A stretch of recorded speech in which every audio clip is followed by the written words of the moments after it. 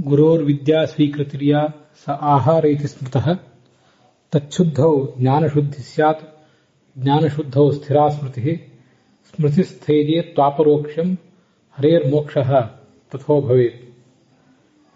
ಛಾಂದೋಗ್ಯ ಉಪನಿಷತ್ ಭಾಷ್ಯ ಹೇಳುವಂತೆ ಗುರುವಿನಿಂದ ನಾವೇನು ವಿದ್ಯೆಯನ್ನು ಸ್ವೀಕಾರ ಮಾಡ್ತೀವಿ ಅದೇ ನಮ್ಮ ಬುದ್ಧಿಗೆ ಆಹಾರ. ಗುರುವಿನಿಂದ ಬರುವಂತಹ ಆ ವಿದ್ಯೆ ಶುದ್ಧವಾಗಿದ್ದರೆ, ವಿದ್ಯೆ ಎಂಬ ಆಹಾರ ಅದು ಶುದ್ಧವಾಗಿದ್ದರೆ ಅದರಿಂದ ನಮಗೆ ಬರುವಂತಹ ಜ್ಞಾನವೂ ಕೂಡ ಶುದ್ಧವಾಗಿರ್ತದೆ. ಜ್ಞಾನ ಶುದ್ಧವಾಗಿದ್ದರೆ ಸ್ಥಿರವಾದ ಸ್ಮರಣ, ನಾವೇನು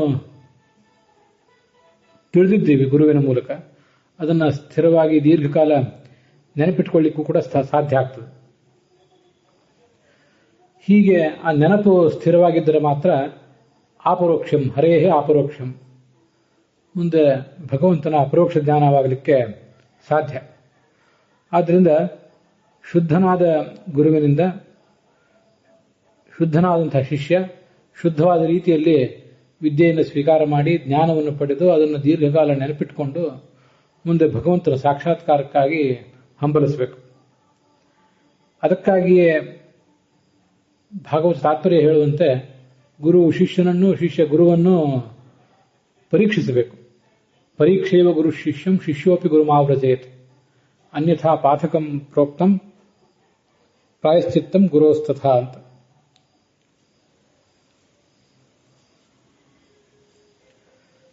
ಶಿಷ್ಯನೊಬ್ಬ ಗುರುವನ್ನ ಸ್ವೀಕಾರ ಮಾಡುವಾಗ ಆ ಗುರುವನ್ನ ಚೆನ್ನಾಗಿ ಪರೀಕ್ಷಿಸಬೇಕು. ಗುರುವಿನ ಶಕ್ತಿ, ಅವನ ಸ್ವಭಾವ ಇತ್ಯಾದಿಗಳನ್ನು ಪರೀಕ್ಷಿಸಬೇಕು. ಹಾಗೆ ಗುರುವು ಕೂಡ ಶಿಷ್ಯನನ್ನು ಸ್ವೀಕಾರ ಮಾಡುವಾಗ ದೀರ್ಘಕಾಲ ಆ ಶಿಷ್ಯನ ಆಸಕ್ತಿಯನ್ನು ಪರೀಕ್ಷಿಸಿ ಅವನ ಸಾಮರ್ಥ್ಯವನ್ನು ಕೂಡ ಪರೀಕ್ಷಿಸಿ ಆ ಬಳಿಕನೇ ಅವನಿಗೆ ಜ್ಞಾನ ಕೊಡಬೇಕು. ಶಿಷ್ಯ ಗುರುವನ್ನು ಪರೀಕ್ಷಿಸದೆ ಆತುರದಿಂದ ಸ್ವೀಕಾರ ಮಾಡಿದರೆ ಅವನಿಗೆ ಪಾಪ ಕಟ್ಟಿಟ್ಟ ಬುತ್ತಿ. ಮತ್ತೆ ಆ ಗುರು ಶಿಷ್ಯನನ್ನು ಪರೀಕ್ಷಿಸದೆ ಹಾಗೆ ಅವಸರದಿಂದ ಸ್ವೀಕಾರ ಮಾಡಿದರೆ ಅವನು ಪ್ರಾಯಶ್ಚಿತ್ತ ಮಾಡಿಕೊಳ್ಬೇಕಾಗ್ತದೆ ಅಂತ ಶಾಸ್ತ್ರ ಎಚ್ಚರಿಸಿದೆ. ಗುರುಪೂರ್ಣಿಮೆಯ ಈ ಸಂದರ್ಭದಲ್ಲಿ ಹೀಗೆ ಮುತುವರ್ಜಿಯಿಂದ ಎಚ್ಚರದಿಂದ ಗುರುಗಳನ್ನು ನಾವು ಆಯ್ಕೆ ಮಾಡಿಕೊಂಡು ಅವರಿಂದ ಶುದ್ಧವಾದ ಜ್ಞಾನವನ್ನು